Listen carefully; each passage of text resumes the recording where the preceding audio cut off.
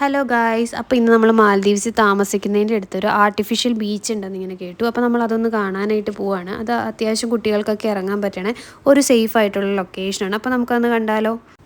അപ്പോൾ അത് നമ്മൾ ഓൾമോസ്റ്റ് നമ്മുടെ ലൊക്കേഷനിലെത്തി. അപ്പോൾ അവിടെ എത്തിയപ്പോൾ നമുക്ക് ചൈന മാൽദീവ്സ് ഒരു ഫ്രണ്ട്ഷിപ്പ് ബ്രിഡ്ജൊക്കെ കാണാൻ കഴിയുന്നുണ്ട്. അപ്പോൾ അവിടെ തിരമാലകളൊക്കെ നല്ല ഫോഴ്സിലാണ് അടിക്കുന്നത്. നമ്മൾ അതിനെക്കുറിച്ചൊക്കെ സംസാരിക്കും. അപ്പോൾ ഓൾമോസ്റ്റ് നമ്മൾ നമ്മുടെ ലൊക്കേഷനിലെത്തി. നമ്മുടെ ബാക്കിൽ കാണുന്നതാണ് ആർട്ടിഫിഷ്യൽ ബീച്ച്. അപ്പോൾ അതേ നമ്മൾ ആർട്ടിഫിഷ്യൽ ബീച്ചിലെത്തി. അപ്പോൾ അവിടെ നിന്ന് നേരെ കാണുന്നതാണ് എയർപോർട്ട്. അവിടെ നമുക്ക് നേരെ നോക്കിയാൽ ഫ്ലൈറ്റൊക്കെ വന്ന് ലാൻഡ് ചെയ്യണം നമുക്ക് ഇവിടെ നിന്ന് കാണാൻ സാധിക്കും. അതുപോലെ ഒത്തിരി ബോട്ടൊക്കെ പോകുന്നതും കാണാം. അതുപോലെ ഈവനിങ് ടൈമിൽ ഒത്തിരി കുട്ടികളൊക്കെ ആയിട്ട് വന്ന ആളുകൾ അവിടെ ടൈം സ്പെൻഡ് ചെയ്യുന്നുണ്ട്. എന്തായാലും ഒരു ബ്യൂട്ടിഫുൾ ലൊക്കേഷൻ ആയിരുന്നു.